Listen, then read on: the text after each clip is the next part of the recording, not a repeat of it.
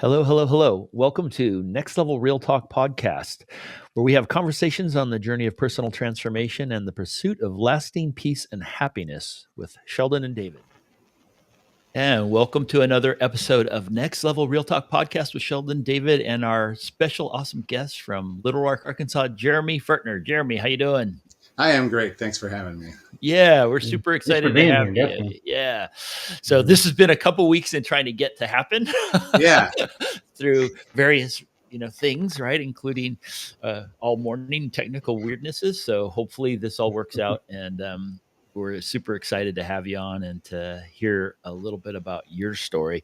So I guess the background, Jeremy, I met you through work, and we got to talking on. It was kind of funny, right? Every time I'd be like, "Oh, well, this happened. Oh, me too." And we had a lot of weird similarities. Yes, there's a lot in crazy life, and just going off the mainstream normal straight and narrow path and kind of diverging down different paths. We kind of started clicking on all kinds of crazy stuff. So super interested to hear, your story, Jeremy. I don't know. You want to just jump in and sort of tell us a little bit about yourself? Sure. I've thought a lot about this. So the thing about telling your story is it doesn't really capture the magic of like what you learn from what is the outcome of the story. Really, the outcome is more important than how you got there, because everybody has to get there their own way.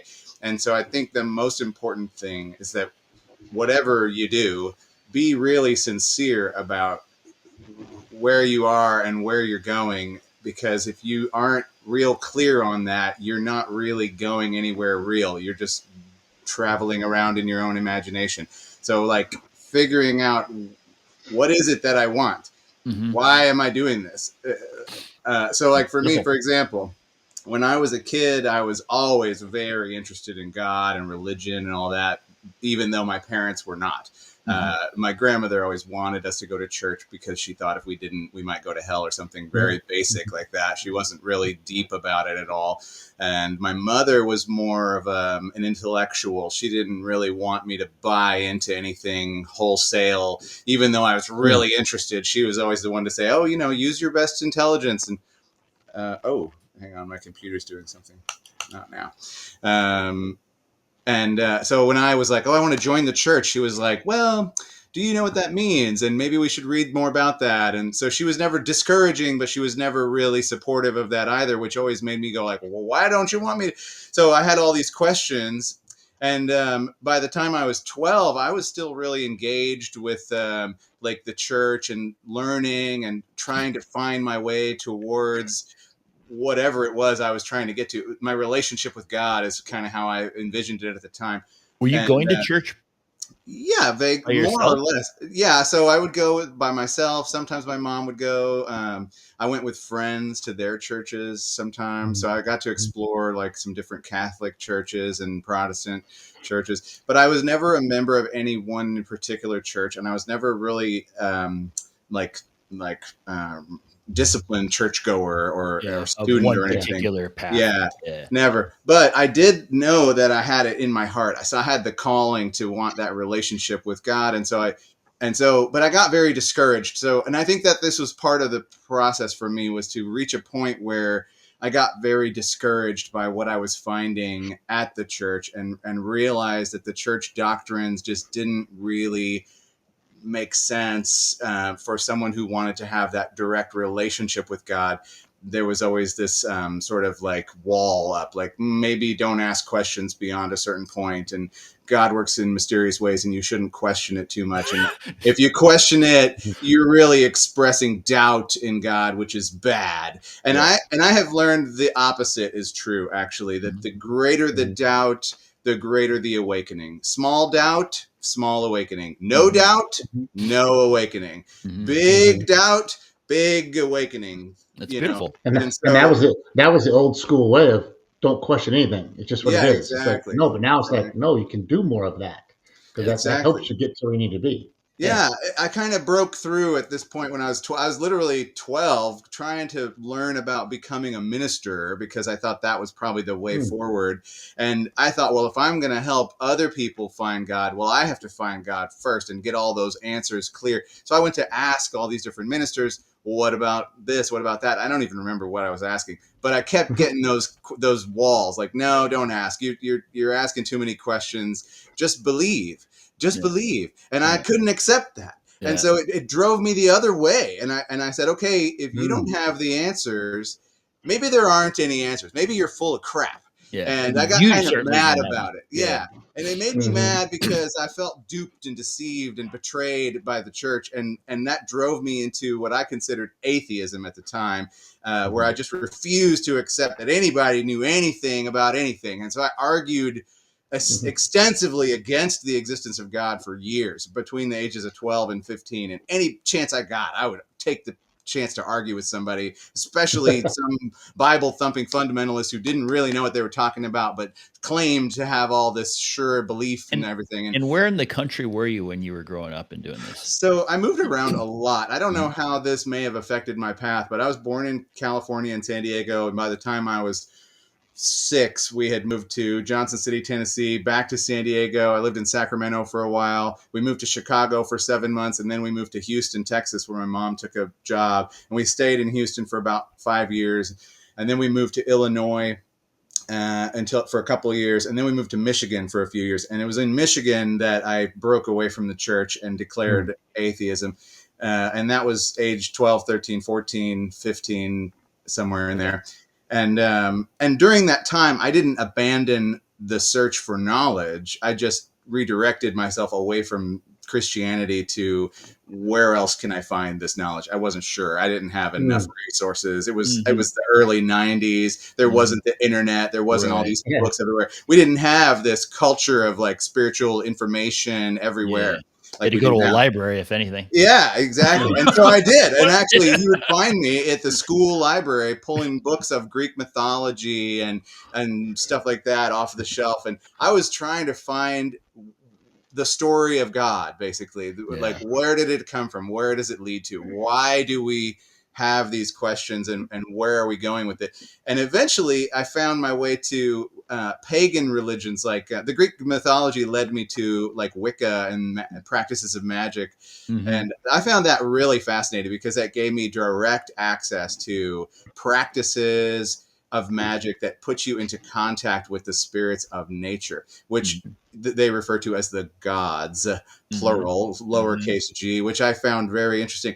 And it made me this was a real important point where I realized that Christianity was not the only place where you could find truth. It brainwashes people to think that if you can't find it here, there isn't any anywhere. And everybody else is clearly wrong. Right. So, and that's how Christians portray it, is like, we're the only place where there's real truth. All the other religions are just full of crap. But if you actually go look at them, you find that that's not true. They have real access to their own private relationship with God. Almost every other religion encourages a direct relationship with God, whether it be the ancient pagan religions or other. Just how you go to it. Yeah. Yeah, exactly. And the terms, right? And then they distort the terms. Oh yeah, absolutely. You know, they corrupt the term of God and what you call that energy or that spirit or whatever you want to call it. Whatever you want to call it. Yeah. You know, anyway, go ahead. Yeah. So studying magic, I actually started practicing energy work and magic and energy healing and got really into that for a couple of years. I was the kid in high school who wore a black trench coat and a pentagram to signify my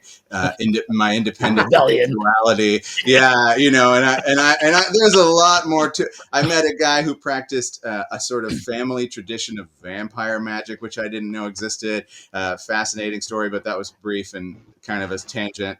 And then I found something much more interesting to me, which was a book called Conversations with God, which is much more like Metaphysics 101. It kind of takes Neil Donald Walsh. Yeah, Neil Donald Walsh, exactly. Yeah, he's having a private conversation with God in his own mind on paper, and it turns into books later. But boy, he was homeless, right? I think there was a period of time he was homeless. Yeah. At the time Yeah. he started writing Conversation with God, he was not homeless, but his life Right. was kind of in shambles. His Yep. marriage wasn't working. Yep. He's 47 years old and broke and couldn't make life work. And he had all these angry questions to Yep. God, like, why is Yep. life so hard? How do you make it work? And that's how the letter to God got. So he wrote this angry letter to God, and then God kind of started answering his questions on the paper. Which I thought was so fascinating, and the sense of humor that God has in the books is really refreshing, Hey, I found it very relatable. I was like, hey, oh, this Dave, makes have you heard of these books? Yeah. Okay, Hmm. yeah, because it's a whole series. There's like 5 of them now or something. There's a it's there. This is one of the. This is the first one. complete Conversations Oh, with there you God, go. which is that Mm. is 3 books in one, Yeah, and that's the series started with 3 books, and yeah. those are called Conversations with God, book 1, 2, and 3, and then there's a book called Friendship with God, Uh, and then a following book called Communion with God. And those are all very good books. And then he's written several more books since then. But more or less, this was my first introduction to God as someone I could really understand, something I could really understand. Because religion keeps you at a distance from God, but these books put you in direct contact with God and say you don't understand God until you realize that God is right here with you, going through everything you go through with you as you, and there's no difference between you and God. There is no between. yeah, There's only a circuitous whole yeah. that we all represent, an aspect of the personality of God, basically, trying to understand itself better through understanding our own selves better. And man, it takes you, the first chapter pretty much debunks the whole story of God versus Satan, and how that could be a battle for your soul that God could lose and you could end up in permanent hell.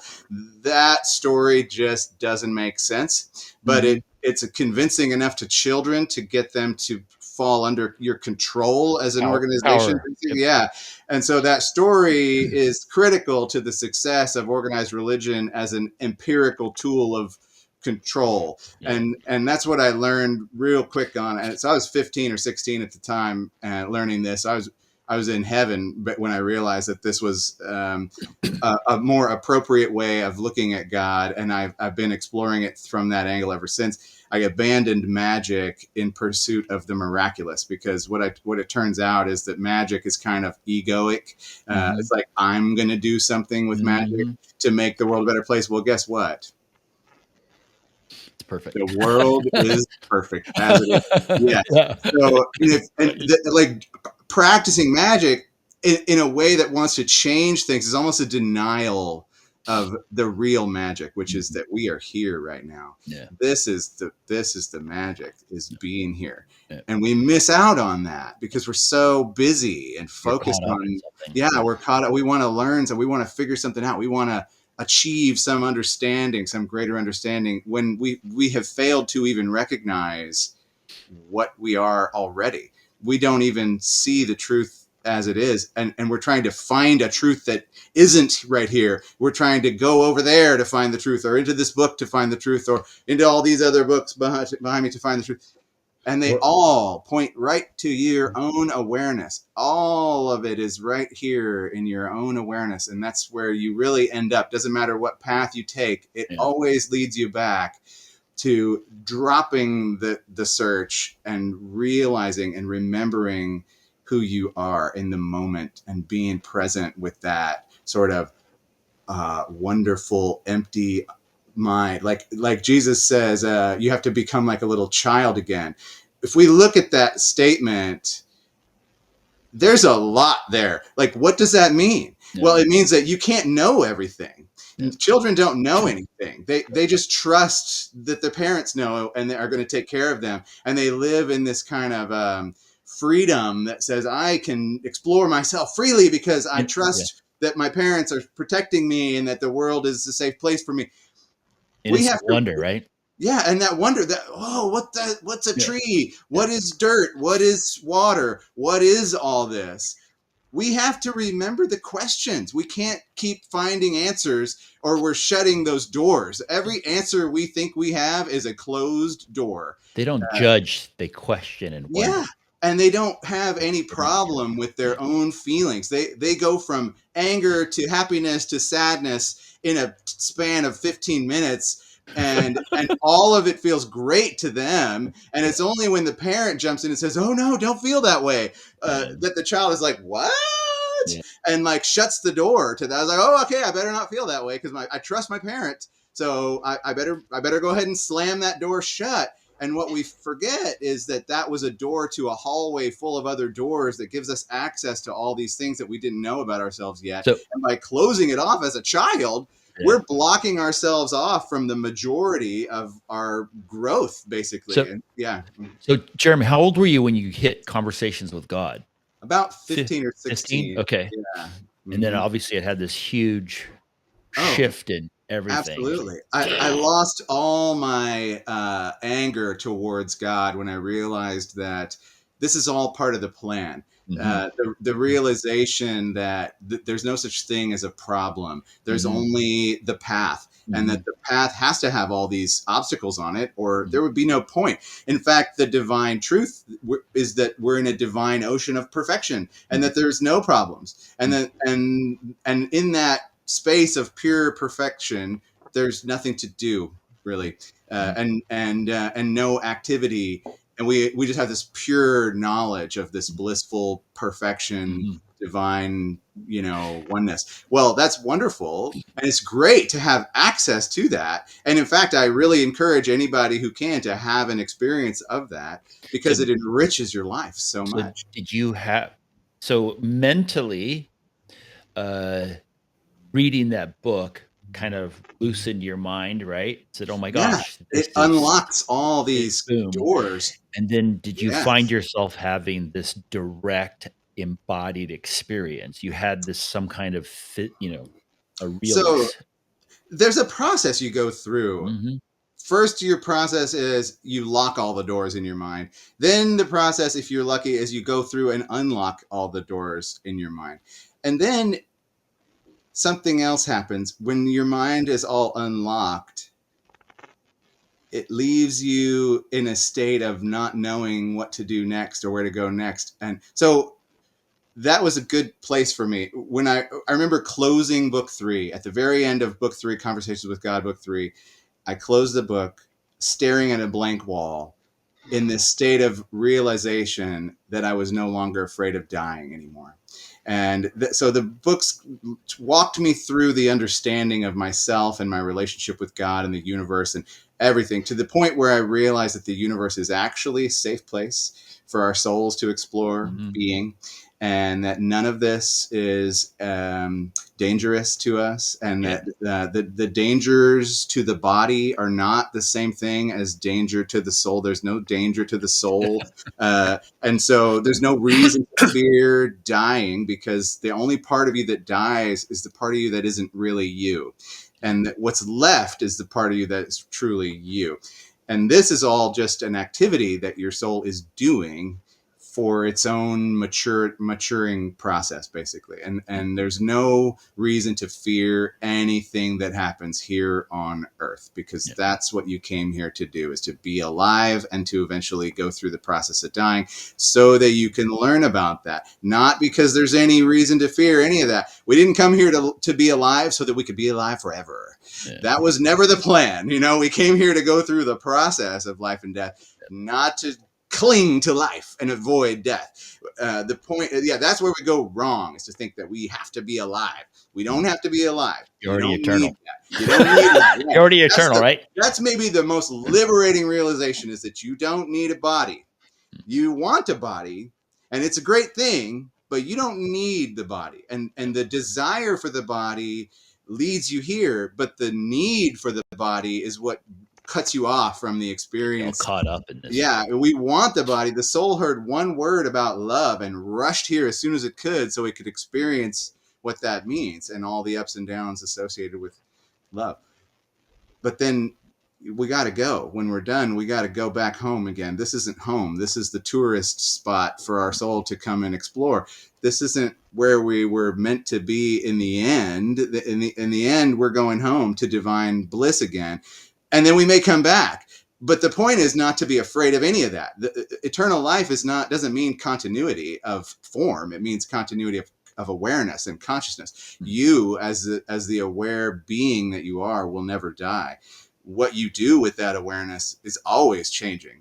From the moment, from one moment to there's only change, except for awareness. Awareness is that one steady thing that never moves, never wavers, and is not affected by any of the changes.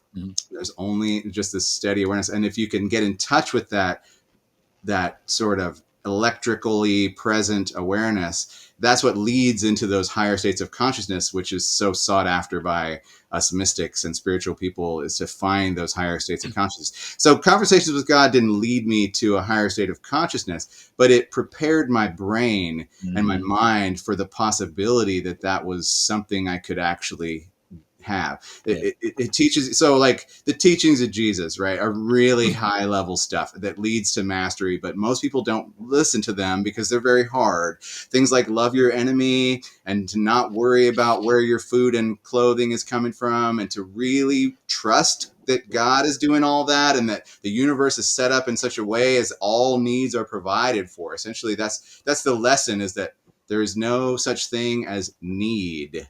There's only the appearance of need, and that's not a real thing. That's just the universe. If you look at it, it's harmonious. If you look out into the space, the stars don't need anything.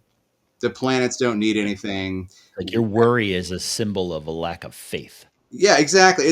And a lack of faith is really just a lack of understanding. Because if you understand, if you understand, then you'll have faith naturally, because you understand how things work. Right. And so, like, one of the things Conversation with God teaches is the law of supply, which is that if there is a need, then the provision for that need is en route, basically. And that you, as the intelligence, can recognize that once you see the need, you can then connect to the faith that the need will be provided for. So you, as the receiver of the need, you receive the information. Oh, that's needed. Then you connect that to your understanding. Oh, needs are provided for. This is the need. Here is a provision. I am the bridge. My understanding is the bridge between need and provision. And if I can just accept that and move forward as though the need is already provided for, and to not hesitate, then the connection is made and the miracle happens when the time is right. And so long story short, Conversations with God, read them all. They led me to a place of questioning, like, well, what do I do now with this understanding that I have now? What's the point of this? I ended up finding a book called Self-Remembering, which in and of itself is a controversial book that I don't necessarily want to talk too much about. But the concept of self-remembering is really important, because this self-remembering idea is that we, and all religions and all modern psychology misses this, we forget to pay attention to our existence. Our existence requires a little bit of attention in order to grow. Your essence, if you will. Your essence is this awareness, it's existing awareness. And it's kind of asleep most of the time, you could say. It's not really focused on itself. It's focused on what it's aware of. It's focused on the objects of awareness, not the fact of awareness itself. Right. And so the effort, therefore, is to create a new kind of attention within yourself that is both aware of what the objects are and aware of the awareness itself. There's and self-remembering refers, the book Self-Remembering it's kind of a grandchild of the fourth way of Gurdjieff, if you're familiar with the fourth way of Gurdjieff. All of these books are about the fourth way of Gurdjieff. We talked about that. Yeah, it's pretty fascinating. The three ways are the way of the yogi, the way of the monk, and the way of the fakir, which are those guys who sit in like. Well, that's part of the fourth way. So the fourth way, it refers to the three ways. The three main known ways are the way of the yogi, the way of the monk, and the way of the fakir. And the fakir, Fakir, that's the most uncertain way. Those guys lay on beds of nails, Yeah, the and Indian dudes. they can walk across beds of fire. They can crazy mothers. they can stand on one toe for a whole month. The dude who like kept his arm up for his whole life. That's the fakir, exactly. Have you ever seen that, Dave? Yeah, there's No. a guy whose arm is literally stuck up because he held it up and never put it down again. That's a fakir. Wow. Someone who The whole goes hands through are he did So 40 years, 50 years. The three ways, the fakir is the way of the body, the monk is the way of the heart, and the yogi is the way of the mind. And then the fourth way is the way of the sly man, who goes kind of around the other ways. Gurdjieff says, what a fakir could produce in a year, a monk could produce in a month, and a yogi could produce in a week. But a sly man could take a pill and produce it in an instant. Basically, if you knew how to prepare the materials that the fakir, let's say that everything is substance, some kind of substance. The fakir, by doing his meditation on a bed of nails, produces a certain amount of that substance. And you collect that substance until you achieve a state of consciousness that burns that like a fire. Basically, you collect enough kindling and you can light your consciousness on fire, and you have a higher state of consciousness. Basically, that's the simple understanding. So the fakir does his meditation for a year, and boom, he has the awakening. A monk does it for a month in his cloister or whatever, and boom, has his moment of awakening. Yogi meditates for a whole week with his higher understanding, boom, has the moment of awakening. The guy who does the fourth way puts together those materials in a pill because he just knows what they're doing, and takes a pill, and boom, he has the awakening. Well, the pill is a metaphor. The fourth way is a way of doing all three ways at once. He also calls it the way of the harmonious development of man, where you develop your mind, your body, and your emotions at the same time. And then he says the problem with the three ways is that if you are a monk, for example, and you develop your emotional connection, you could become a saint but not know what to do with it. If you're a yogi, you might develop your mental connection and you could achieve divine realization but have no heart and not really know what to do with it. The fakir might develop their body and basically they become an awake goat. And they don't have any heart or mind for it. It's just their body that achieves this state of consciousness, and there's no real.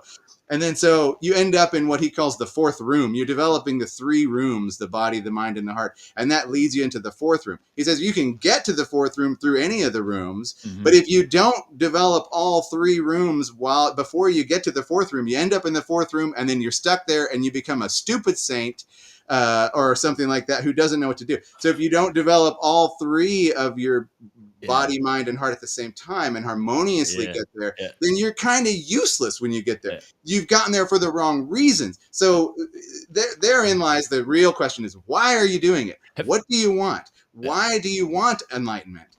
And he says the main thing you need is an aim. You need to have an aim. You need to formulate your aim. And you need to make that aim your God, basically. And your aim could be something big, like being beneficial for all beings, reducing and eliminating the suffering of all beings everywhere in the whole universe. Why would you want anything less? If you have a lesser aim, what use is it? If you have that big aim, then you realize that potential. Your relationship with God is that you're the other end of God.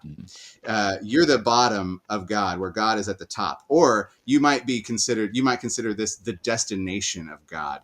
God, you're the furthest thing away from God, basically. God wants to be in you more than anywhere else. And you're the extension of God, and you're the outermost reach of that. And the hardest place to penetrate is us. God can't just force us to let God in. We have to come to it on our own and be willing to be the eyes of God, basically. And in order to do that, we have to put our own eyes aside. We have to realize that the way we see things is not the right way. Did that happen to you, or yes? So what is it that? You read the the conversations, you're reading the Gurdjieff, Read the Gurdjieff, yeah. self And really then, so it teaches you the practices. So that's what I lacked, was okay. practices, right? Conversation with God gets your mind all unlocked, Yep, but doesn't yep, really give you anything to do yep, with it. yep. And then, but without having read it first, I wouldn't have been Ready. mentally Yeah. able to really make Mhm. the most of the exercises. So the exercises essentially are the effort to be present all the time. It's an 18-hour a day effort to Just be one little thing. Just be just present one thing, right? Just all the be time. present all the time. That's right. That's And it. so, yeah, just all the time. And It's so, simple. and yeah, it's so It's simple. very But simple. it's simple, super hard, Not because, easy. yeah, because our mind is busy not being present and Right. doesn't want to be present. Yeah. But unfortunately, So that's the where did path. you get the practice from? So I got the practice from this book, Self Remembering. Self-memory had Yeah, practices. it has practices in it. It has a glossary. It teaches a language. There's this whole book called The Magic Language of the Fourth Way, which I think is interesting. It talks about the importance of the exactness of language, so that you actually understand what you're saying and why and what it So, means. So the so practice is divided attention. Divided attention is the big secret.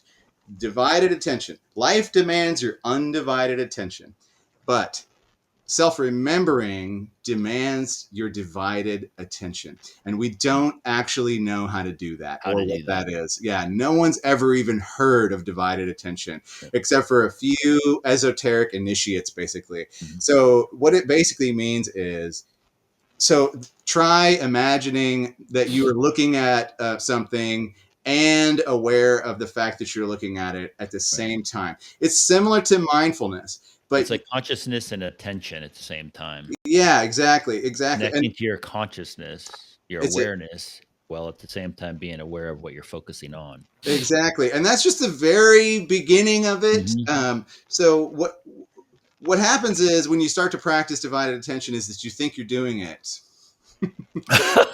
Okay. and that's wrong. Okay, so That's we the don't. first that's That's the the first first. blind path that Yes, takes you down exactly. for First, you years, try to maybe. do it. Yes. It So just sometimes people never do it yeah, because they're convinced that they're doing it, doing it. Yeah, and we dupe ourselves into yeah. thinking that we're doing. We have to be willing to be unable to do it, and realize our inability. That's like the first big moment of realization, is that, so you practice first. You start learning about the importance of being present and bringing your attention into contact with the present moment, the sensation of the present moment. Yeah, the Sensation feeling. is your gateway. Yeah. Sensation. This is important. The Mm. difference between sensation and thought Yeah. is a big thing. We Huge. we see, but we actually are not really seeing what we see. We're thinking about what we see. Yeah. So Yeah. when you see, you're both seeing and thinking about what you see. You're interpreting what you Yeah. see. You're attaching labels to what you see always, Yeah. and what you hear. Seeing Yeah. and hearing is about 80% of our sensory input, Yep. and then touch is most of the rest of it. And so, in order to be fully present, you have to both be seeing and hearing and touching the present moment while not analyzing it. Yep. No analysis, just registering. There's two kinds of thought process. You can register and you can analyze. There's only the two basic processes. Registering is just seeing, just hearing, just touching. No thought whatsoever about what you're seeing, what you're hearing, what you're touching. Buddhists have a saying that if you could see a tree for what it was, you'd be done. That's right. And so the If you truth actually is, saw the tree for yeah, just purely what it was, without that interpretation, with all that shit. correct. And so here's the crux of the issue, is that we keep convincing ourselves that we're doing it. Doing that. I'm doing it. I'm doing it. I'm doing it. I get it. I get it. Oh, I get it. That's the danger of an accurate spiritual teaching, is the mind will say, okay, I get it. I know what to A do. new layer of Woo! analysis, a new layer Yes. of interpretation, It but it's still creates, interpretation. yeah, it creates the ego of spirituality, basically, which is equally false personality. Basically, it just shifts you from the ego of the ego of a human being, normal human, to the ego of a superhuman, basically. Right. And that's just wrong. So what we really are going for is to realize that we're not human. Like, who you really are is not the human. The human is a vehicle for the expression of who you are, not who you are. Yep. And so you have to kind of abandon the human in the effort to be present. You have to consider the human as one of the other objects in the room. So a true state of objective consciousness is aware of the whole room at once, and the human, the person, is just simply another object in the room. You are, in fact, the being that encompasses all things, including the whole room and the space that the room is in, and the human person in it. And the human person is no more or less important than the rest of the room, because it's just another object in the room. And the importance of being human is not the human; it's the ability to question and put that human attention into contact with something that is not biological. We have the ability to be present, which is not a biological activity. The body is already present, but the mind is not. So in order to be present, the mind has to kind of come to a stop. That whirling activity of the mind has to kind of be like, oh, turn it down. Yeah, but at the same time, concentrate. It's a special way of concentrating on the moment that sees it all at once. It's not just two streams of attention. So normally our attention is like an arrow pointing one way. It points at everything, and we call that, in the fourth way, we call that fascination. When your attention is just on something and you're like, ooh, what's this?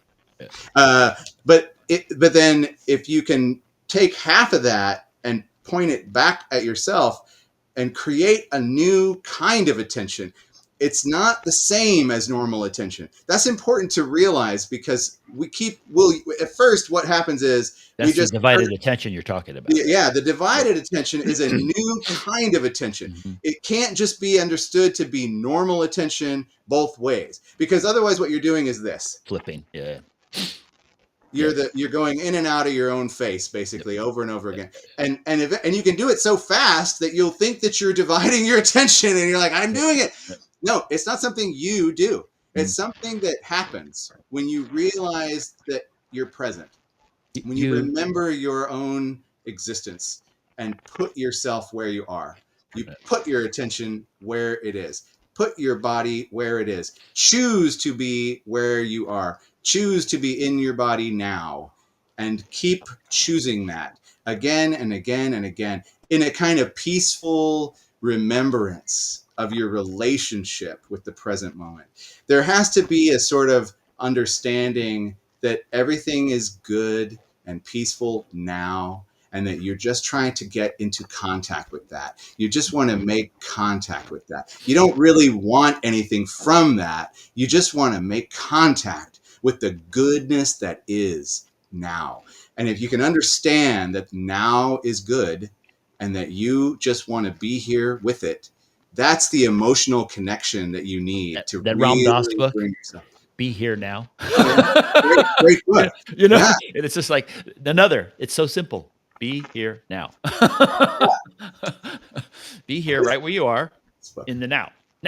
Exactly. This is it. And the brown pages, the brown pages are notorious for kind of the point is to disrupt your normal way of thinking and shock you into the realization that you've never really paid attention to things the way they are.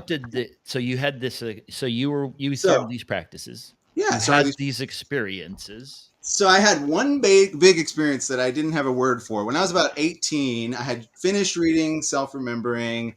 I was doing the practices. I was practicing my inner body awareness. I didn't really know what I was doing. I didn't consider myself an expert at this. I was still just experimenting, really.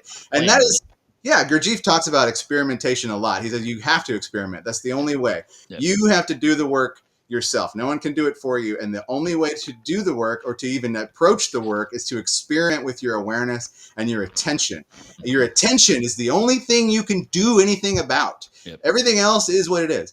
Yep. But your attention, you can question it. You can say, what's this attention? What is attention? Yep. What am I doing with this attention? What am I doing with it? Yeah, exactly. What am I not doing with this attention that I could be doing? What am I not aware of here in the moment that I could be aware of?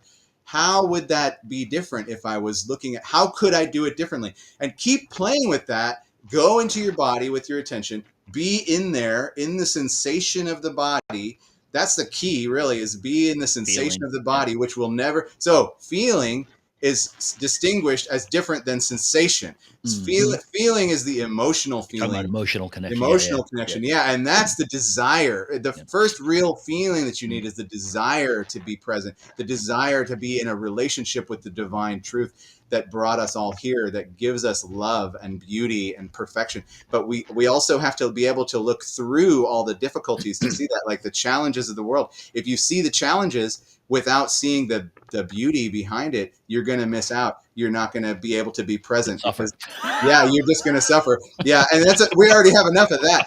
So therein lies the aim. So the aim has to be then the transformation of suffering, because what else is there? The whole point of the spiritual path is to transform our suffering and our negativity into understanding and positive relationship with that which is, maybe we could call divine, or the truth, or each other. Maybe even we don't have to distinguish that divine truth as separate from this life. We just have to realize that this life isn't mundane. We just have to realize that this life is in fact an expression of that divine truth in order to And bring it's it together. and it's And like so almost, yeah, it's not even, you don't have to, right? You we have the opportunity to. yeah. If we don't do it, we're just asleep. You Yeah. can go through Yes. life asleep. You Yes. can It's dream your way you're through life. missing. You can Yeah. die. But Mhm. if you want to do more, well, that's the spiritual path. Really, is like, So what are we doing? so So go ahead. you had this experience. You were doing the So practice. You yeah, had I was just laying there. I was gazing at the ceiling. Had my arms behind my head, just kind of chilling.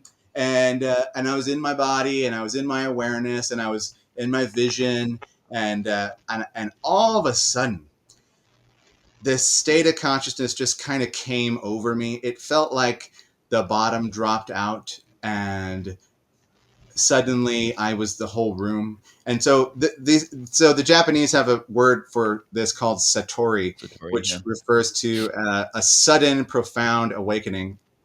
Uh, Autobiography of a Yogi describes cosmic consciousness as this a very similar description. Actually, I wish I could pull it up right now, but the description Yogananda uses to describe the state that came upon him when his teacher, his guru, gave him this Yeah. experience.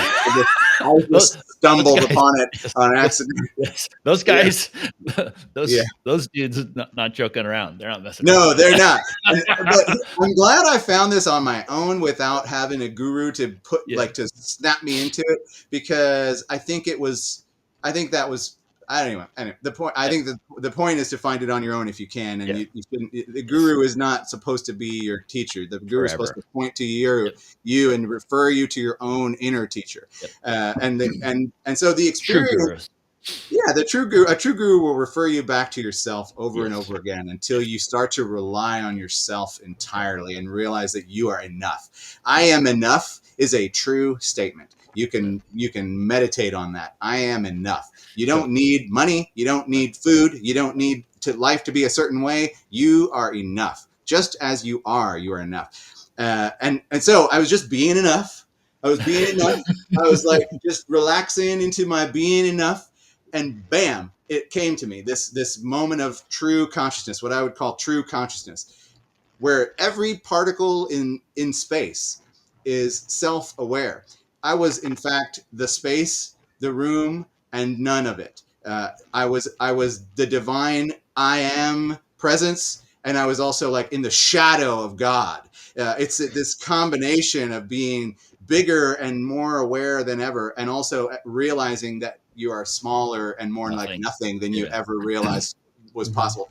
And man, and so I don't know how long this experience lasted, but there are several qualities of this experience that can be put in words that will not suffice to really describe the truth, because the truth is beyond words. The truth is who you are. The truth is consciousness, bliss, and power all wrapped into one. And so in this moment of truth, there is a quality of eternity that cannot be described, but basically I don't know how much time passed, because that moment is eternal. It's beyond And time. that moment was a moment of eternity. Is what I've referred to that as a moment of eternity for a long time, which is ironic, and because I don't have words for it. So, Yep. so I was just in that state for maybe a minute of Earth time passed. Maybe an hour. Maybe an hour. But so I was in my friend's house, and there was two friends of mine were sitting on a couch next to me, and they were just chatting together. And at some point, one of them asked me to borrow my chapstick, which was was the first encounter with something in that experience that kind of shook me. I was like, uh-oh, how am I going to give her my chapstick? I'm in this state of consciousness, right? I can't move. Like, it was this state of total surrender. So that's another thing. That's a quality of this state of consciousness. It's a state of surrender. It's a point where you realize that there's nothing to do, there's nothing to think, there's nothing you need to be. You already are. You can just let go, and you can just be here now as you are. And I was in that state, just being enough, totally surrendered, and the state of consciousness, it's like your mind leaves your body, and so And your then all of a body, sudden somebody's asking you to do something, and now I'm like, my body has to do do. something. Okay, well, so I ignored her for a minute. I just didn't respond. I didn't know what to do. So that's the thing, is when you're in heaven, you don't want to leave.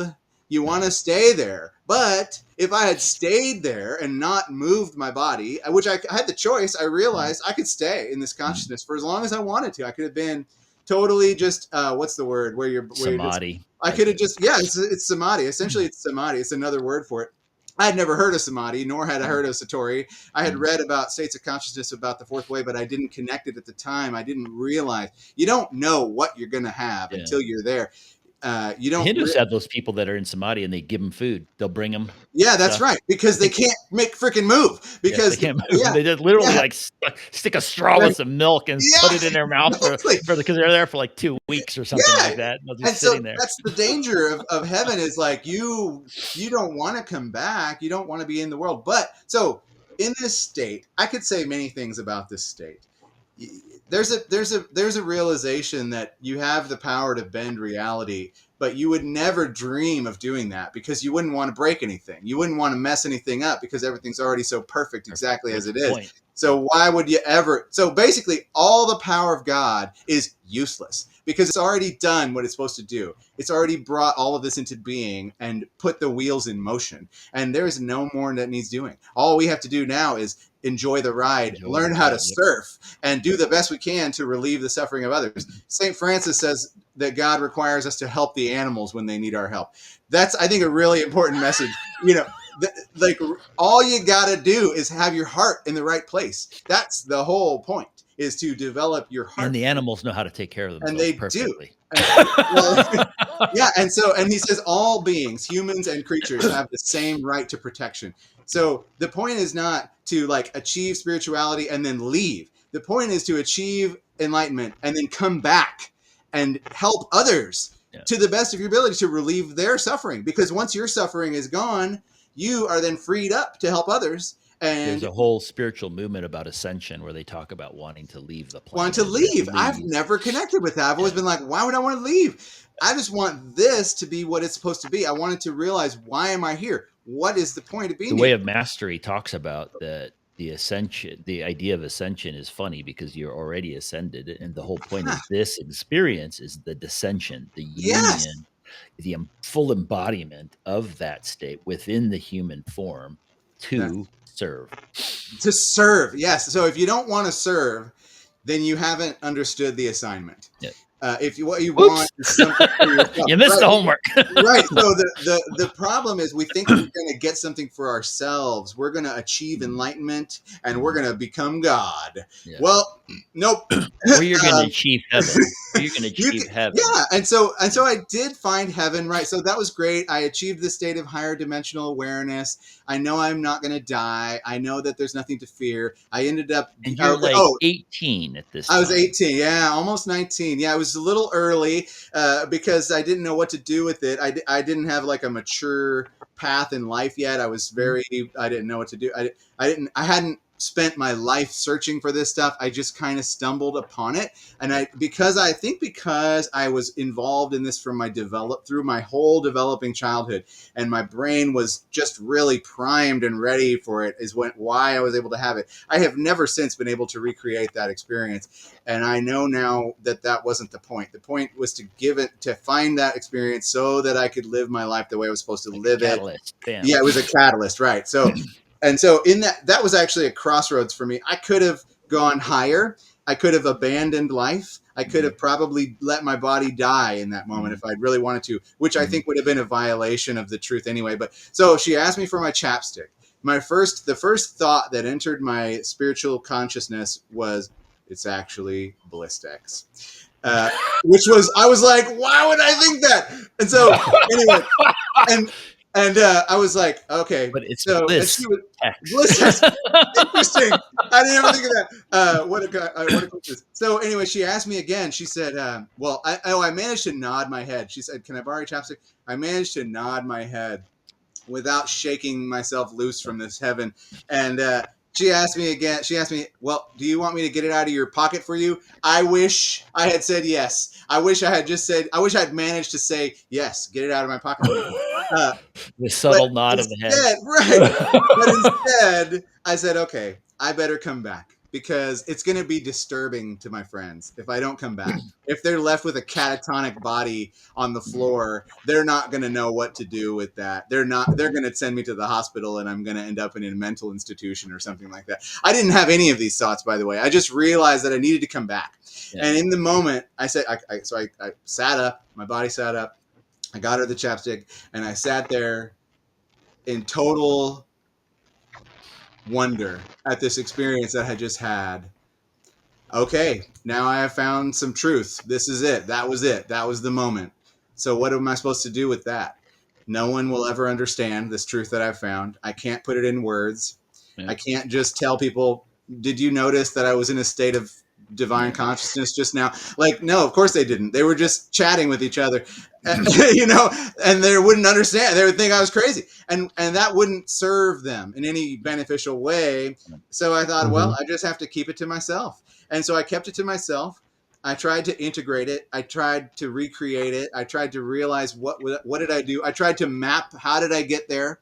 And I spent my life revisiting that over and over again. How did I get there? How did I achieve that? What was the way? What was the necessary steps to get me to the point where I could reach a state of true surrender, where the divine higher energy could come to me and grace me with this consciousness? I still consider that this was a gift from a higher consciousness, some being beyond my ability to comprehend, which I don't have direct communication with any higher beings that I know of anyway. And no one comes to me, like no angels come down to me and speak to me or whatever. I just have to listen to my own heart, my own consciousness. I am enough.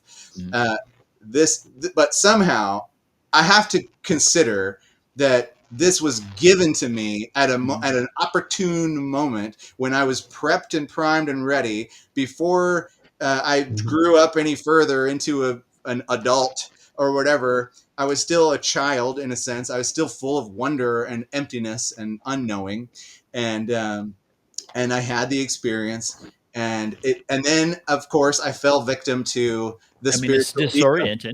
It's very disorienting. I didn't know what to do. I was like, well, I can't live my normal life anymore. And so I started traveling around between Michigan and Tennessee, where I had friends at different places, and just kind of exploring the possibility of what am I going to do with my life. I started making a plan to eventually give away all my worldly possessions and go hitchhiking or walking. I said, I need to go on a walk. I need to walk like 1,000 miles or something like that, just to demonstrate that I have no fear and that I know that I'm enough, and that I wanted to put that into action.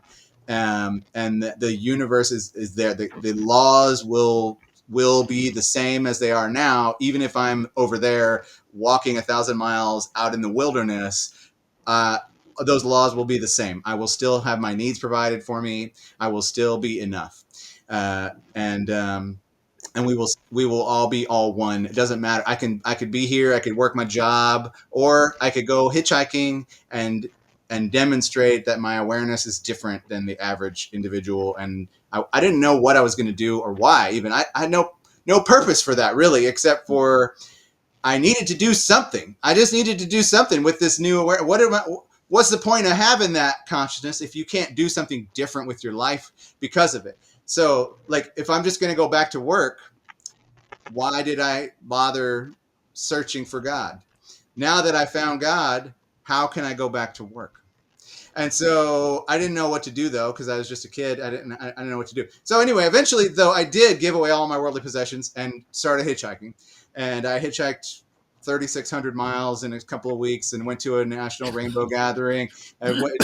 While I was there, I joined some Hare Krishna monks because they talked about unconditional love. And I said, ooh, that's a message I like to hear about. So I just joined up and became a Hare Krishna monk for a while. And Did you shave your head and wear the robe? I did. I even you have a picture? read. No, I have the Bhagavad Gita as it is, though, which is the Hare Krishna's Bhagavad Gita. And then I also have Paramahansa Yogananda's Bhagavad Gita because it's great, too. Anyway, I love the Bhagavad Gita. So anyway, while I was there, I read the whole Bhagavad Gita. I understood it. I said, wow, this is great. This has everything. It's a really good book. It's got everything. But they couldn't accept that I had read the whole book and understood it because they couldn't understand it and hadn't been able to read the whole book. And I'm like, you haven't been in the religion long enough. Yeah, well, yeah, exactly. You understand this. We're studying it for our whole still hierarchy and power. And I was like, because I experienced God directly, and because once you've experienced God directly, you can interpret all of the spiritual teachings. They all make sense all of a sudden because you know the truth where it all came from. And so, but they couldn't accept that. Well, they were like, well, fine, have your bliss, have your God, whatever, go on. And basically I was like, okay, well, you're a lot like every other organized religion I've ever been a part of. I'm going to get out of here. So I continued my hitchhike. Long story short, I ended up realizing a couple of years after starting this hitchhiking process, so many things. I could tell, that's a very interesting story. We could talk about some other time if you want. In the end, I realized that continuing that hitchhiking process and just staying out of the world and just living on the fringes of life was selfish and was not actually doing any good for anyone else. There was no service. That's right. Maybe along the way, I did manage to do some service. That's true. I met people. I helped people. I may have even saved a few lives. I don't want to get into too many details, but just bringing people out of their own despair and putting them into contact with God like I did. But then I realized that I was taking too much from other people. I was relying too much on the kindness of strangers. I wasn't responsible enough for my own body, and that was not going to be the right path forward. So I decided to rededicate myself to my family and to becoming a responsible adult and trying to approach life from the standpoint of the long game. Now I was like, okay, mastery maybe isn't the point. The point of mastery is to become a good servant. And so like Jesus washed the feet of his followers, for example. That's an example of what mastery gives you the ability to do. The mastery gives you, yes, if you're a true master, you can wipe your best friend's ass when they become quadriplegic and it won't bother you because you know the truth. You know that nothing disgusts you, nothing bothers you. If you're a master, you accept things as they are. You want to help, and nothing will deter you from that. If you're in your true awareness, there's no problems that are too big for you as the master. Whatever comes into your awareness, you're there for it. A true master prefers to be present to whatever is happening. Doesn't want to change it, just wants to do the best they can to serve the needs of the moment, whatever that may be. So I didn't know what to do. I went and lived with my grandmother for a while. I went and lived on my own for a while. My grandmother wanted to move back in with me, so I let her move back in with me because it was family, and that's so for a long time, my grandmother was kind of the point of my life, and I was very grateful to spend those years with her. And then I lost my way a little bit after I lost the ability to take care of her financially. She started to need too much from me. We moved in with my mom. My mom kind of took over with my grandmother, and I kind of went wild around the age of 27. And I started going out and partying with my friends, and I kind of I didn't lose my way spiritually. I was still involved in my inner world, but my outer world didn't look very spiritual. And I didn't know why, But but you're like, none of it matters on a certain didn't level. So matter. you're like, Right, hey, I don't care. exactly. So I was like, well, this is my path. I'm on it. I'm just going to keep going. I'm going to trust that whatever the point is, it's going to make itself known to me eventually. And it did. So through those few years, 27, 28, 29, I fell victim to addiction. I had a little bit of an experience with drugs and addiction, Which was but one of those things you and I had talked about. And I'm like, yeah, well, I used to do drugs. You're like, oh, me too. yeah, What did you exactly, yeah. do? So I went down this path. So did yeah, I. and I didn't want to go down that path. I knew better too, and even as I was encouraged to go down that path, my own conscience said, go down this path. I know it's weird. I know it looks dark. I know it seems wrong to the intellect, but follow your heart. It's leading you down this path. And so I did, but still I question like that mechanism. But anyway, so while I consider, I look back on it and I see that as a moment where I walked into a burning house. And I didn't know why I was going into the burning house, but if I had realized that that's what I was doing at the time, I might have foreseen that I was going to meet someone in that burning house who needed me and who I needed too, in order to meet my destiny. And That's what I so, thought I was doing. mm-hmm, The person who introduced me, I said, oh, I'm here to help them. I'll be with them. Let me mm-hmm, take that too. mm-hmm. Yes, This is my right. journey. Clearly, I'm here to help this person. So I'm going to bring them out. And then I said, I went whoosh right down Yeah. in there. So at And first, anyway, and meeting the person wasn't the first thing. It was a long way in. It was a year after I started using drugs that I met my husband now, who I've been with for now 15 years. And I met him by buying drugs from him. And so I had to have already been an addict God in works in order to meet him. mysterious ways. I know. There's an Right. ultimate of that. So He was how would my I have dealer. Holy yeah, how could I have met him if I hadn't been on drugs? And so, long story short, we meet, we connect, we decide we're going to be together. We decide we're going to get off of drugs. We move in with his parents, and I meet his nephew, Cody, who was 5 years old at the time. I was 30, or almost 30. And I realized that this kid was not going to he was not getting what he needed from his parents. His parents were not my sister-in-law and her baby daddy, Cody's dad, were not good parents. They were criminals and drug addicts, and they were already traumatized from their past so badly that they were not good parents for this kid, and that he was going to one day need a strong role model and a strong parent. And so he threw himself at me. He clearly wanted to forge a connection with me at age 5. He would not leave me alone. He was jumping on me from all angles, like tackling me, and just somehow he was attracted to me as a full grown man. He wanted a full grown man in his life that he could see as a role model. And I saw this in that moment. I was like, oh wow, something has brought me to this kid. I need to get ready for this kid. And so I dedicated my life to a career path, like getting a good job, starting to learn how to make more money. I'd never made money in my whole life, never, ever. And I worked for 4 years at this job in Arkansas while we were living with my husband's parents. And then we moved to Oregon, and I got this job this estimator job, which then took off into a big financial success for me. We bought a house, and lo and behold, 1 month after we bought the house, the kid had to move in with us because his grandparents could no longer take care of him. He had become too much for them. He was 12 years old. He was too strong, too powerful, too wild, too crazy, too violent to be cared for anymore by them. And so he moved in with us. And that's been a success story that I can't even describe in words. I'm so grateful to have been this kid's parental figure, because he is now got his first job on his own while I was out there with you. Yeah, exactly. Yeah. Went to the interview while by himself, got a job. Yeah. You know what I mean? He is doing so great now. Awesome. And it has been a very difficult path. From age 12 to age 17, he was in hell. This kid couldn't catch a break. Everything, he had so many bad experiences. He had a bad girlfriend experience, bad school experiences.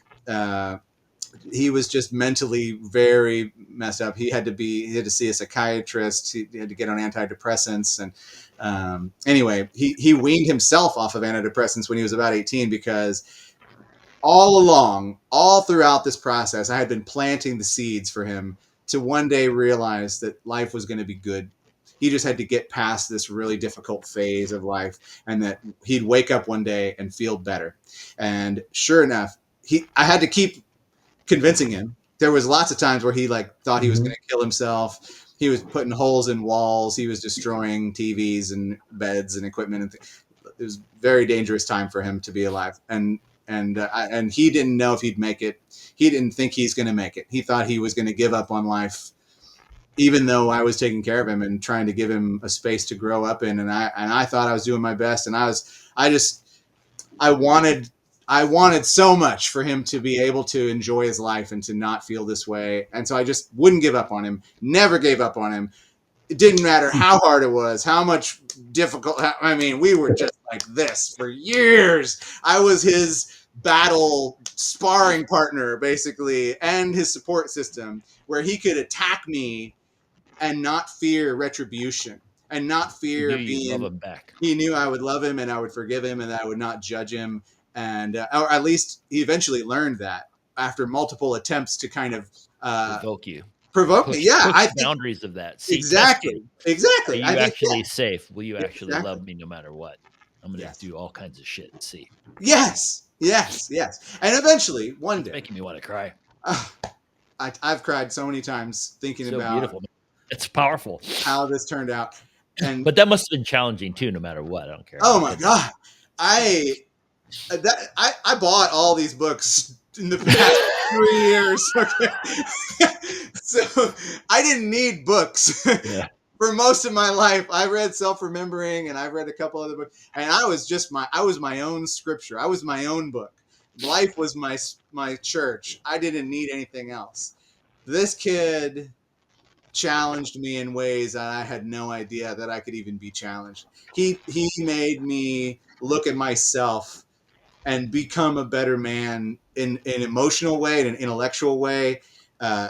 I am just a better man than I was before. I'm more well-rounded. I have much more patience. Oh my gosh. I had no idea how much patience I would need or how little I had until it was tested. Oh my God. And it's so important.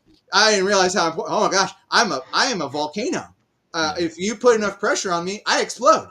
I didn't know that. I had never been challenged in such a way that had made me explode like that.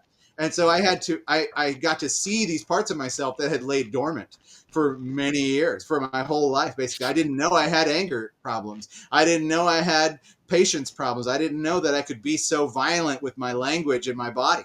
I had never been. And so I returned to my spiritual path and said, oh shit, I have not achieved mastery and I need to quick, because this kid needs me to master myself. Yeah. So full embodiment is a whole different game. Right. Enlightenment is one thing. Awakening is one thing, but embodiment is a lifelong process. Resisting the body's mechanical processes with your own awareness is a huge challenge. The body is powerful. It doesn't let go easily. Integrating that whole thing. And the emotions are so fast, and our brain is so slow by comparison. And so, interestingly, the Gurdjieff thing came back to me. That's why I have a whole shelf dedicated to the Gurdjieff thing. This whole shelf is all fourth way stuff, because he talks the most about your human psychology. Is the primary thing that you're working on with your spirituality is actually your psychology. And the first thing that you can do with your consciousness is to resist negative emotions. The non-expression of negative emotions is your first job as a spiritual aspirant, is to contain and transform all of your negativity, to never allow it to capture you and turn you into a tool of its own behavior, to use your suffering instead of being used by it. But it's not to deny that experience, it's to not get captured and caught up with it. Right, to realize the danger of it. Essentially, right? yeah, if you realize that your negativity is dangerous for yourself and others, you won't want to be negative anymore. Mm-hmm. And then you'll have the right motivation to resist it. And so when it comes up, to have the foresight to recognize it when it first arises, and you're like, whoop, Mm-hmm. there it is. There's my human emotion coming up. What Mm-hmm. am I going to do about you? Mm-hmm.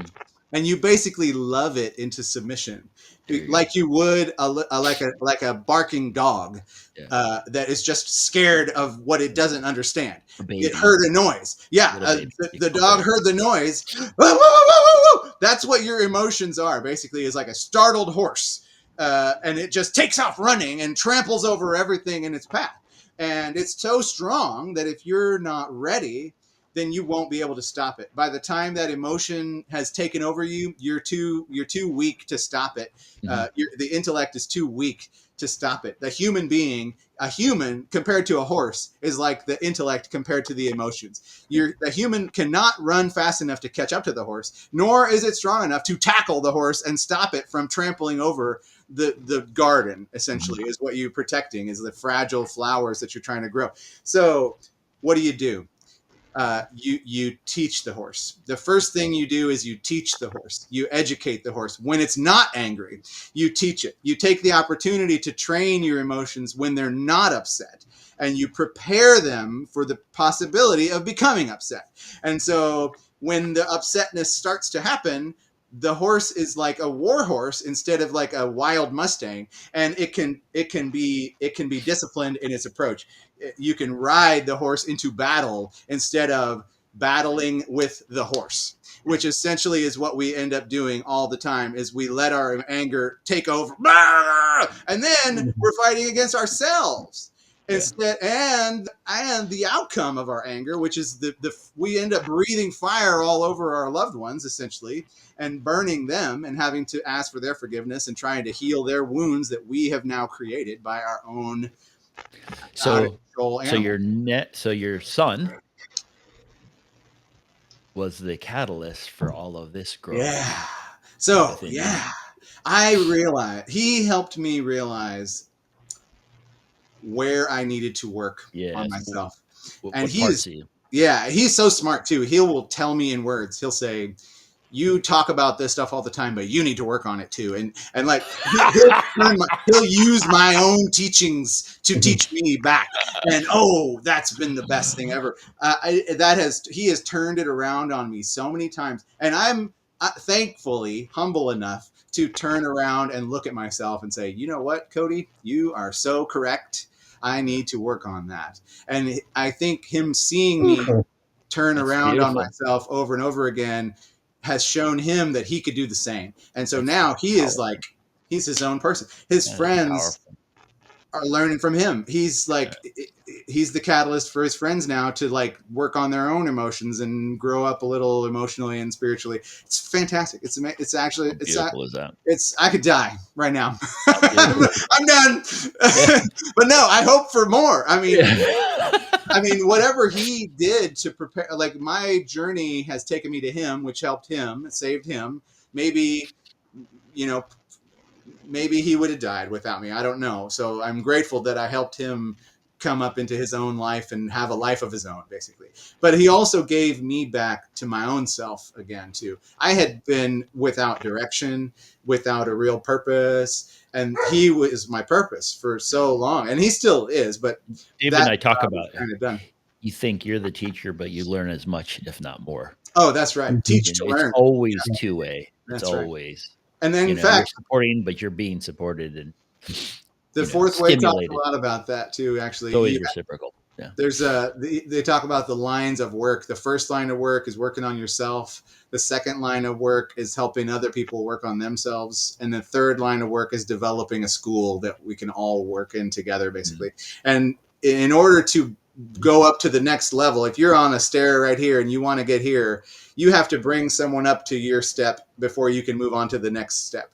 So in order to move up, you have to put someone where you are. You have to elevate someone else. And by doing so, you process that information in a new way that creates an elevated awareness for yourself too. Yeah. So you have to learn it, then you have to teach it to As learn you it teach it, you again. learn it on another level. You learn on another level. That's right. And then maybe another level and another level.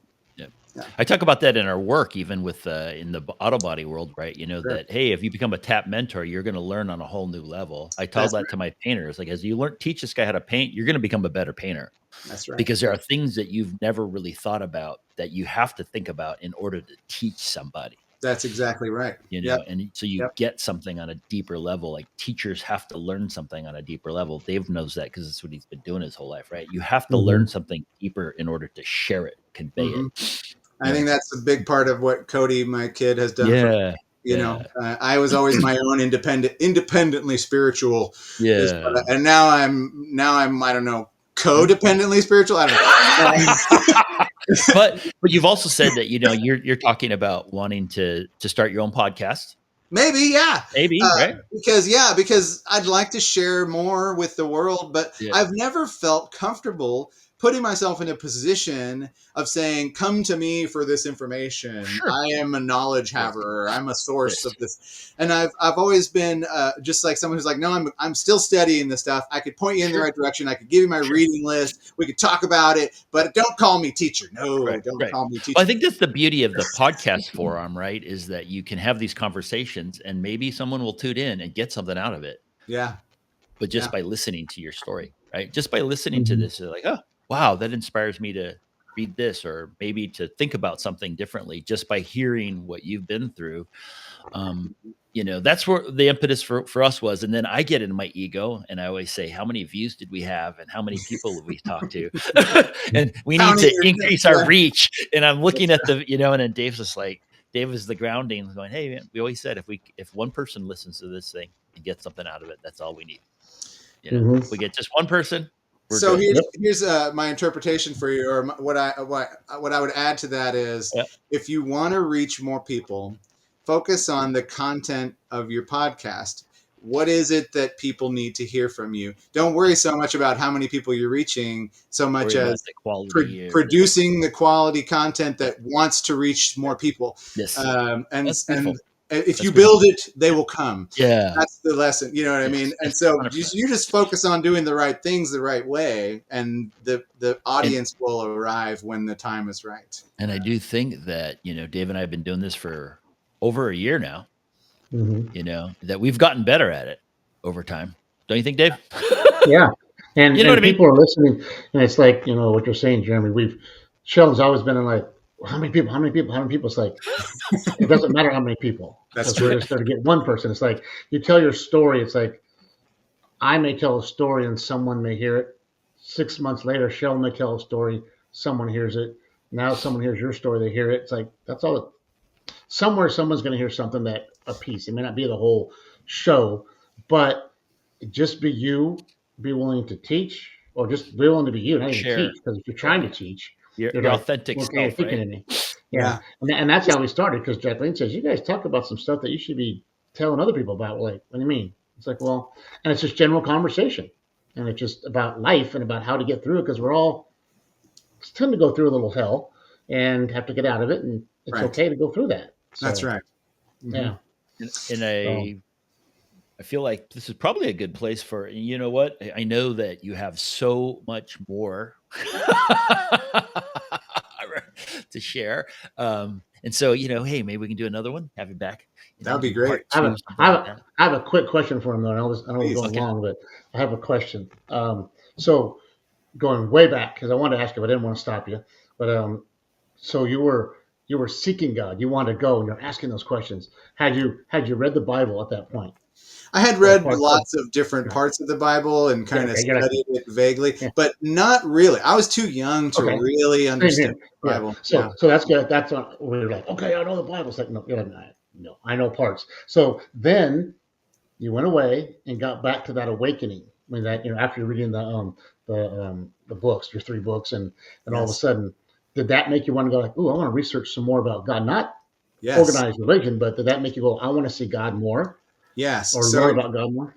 In fact, I found my way back to my Christian roots after my awakening and realized that, in fact, the teachings of Jesus and a lot of the Old Testament, the prophets have a lot of stuff. They have some really high level keys to these awakening experiences. It's like an esoteric text, though. It really is, and Like if you so don't have the awareness, the background already, you can misinterpret that stuff. What I think ended up finding was the Christian mystics like Meister Eckhart. Yep. Fabulous. Oh man, if only modern Christians would be taught about the writings of the saints and the mystics, yes. they would be blown away. You don't even know Saints what you got. The mystics are all about the direct experience. Yes. And Right. I mean, like Saint Teresa of Avila, The Interior Castle, Revelations of Divine Love by Julian of Norwich, the complete mystical works of Meister Eckhart, amazing. Yeah, Read completely his different. They first reframe the sermon. whole thing, though. Yes, and it takes you from the basic, like, I am a follower of Christ, to I am actually the home of Christ's consciousness on earth. Within, yes, and within me, Christ can become born again on this earth through my own love of God and my love of the earth. Those teachings get reframed. Yeah. Into a powerful message that is buried and lost in a lot of conventional teaching, right? That's right. That's correct. That's so if you don't, the empire didn't like.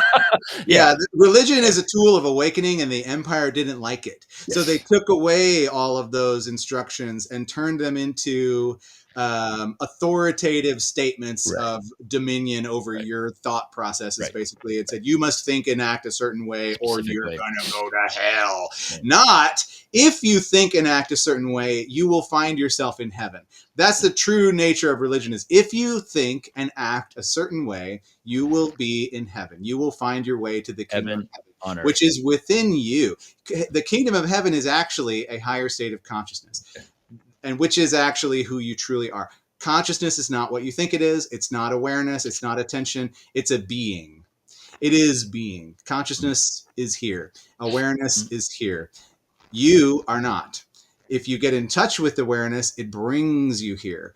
The you that is not aware is the thoughts. You are just a bunch of thoughts, a rolling bucket of thoughts up in your head.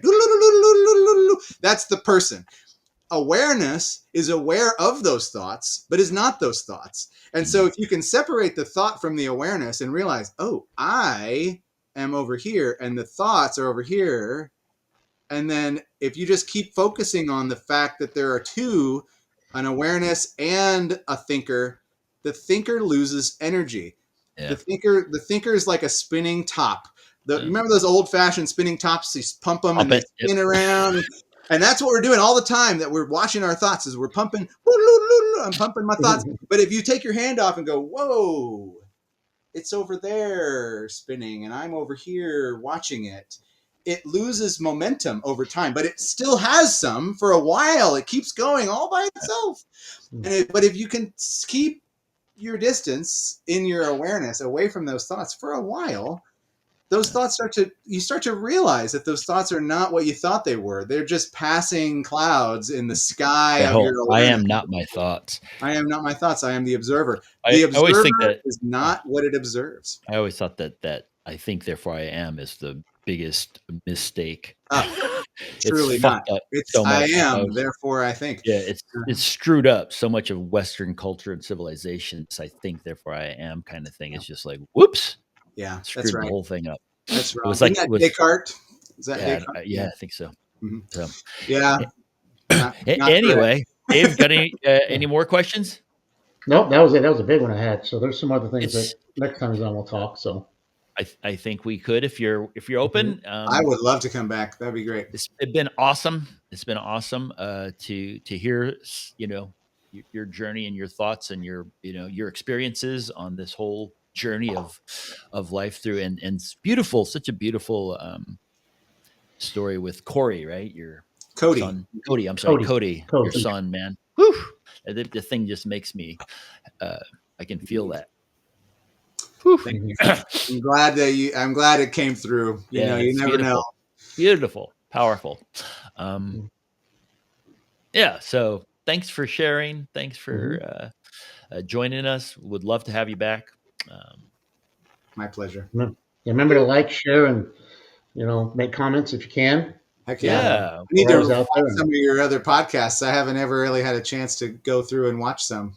Yeah. So we I have will. this, like, we'd love the feedback and all that. So anyway, Mhm. thanks so much for joining us, Jeremy. Yeah. Thank you very much for having me. Everybody out there, hope you had a great time listening in. Some great stories. We appreciate it, Jeremy, and make sure you make it a great day and keep that smile on.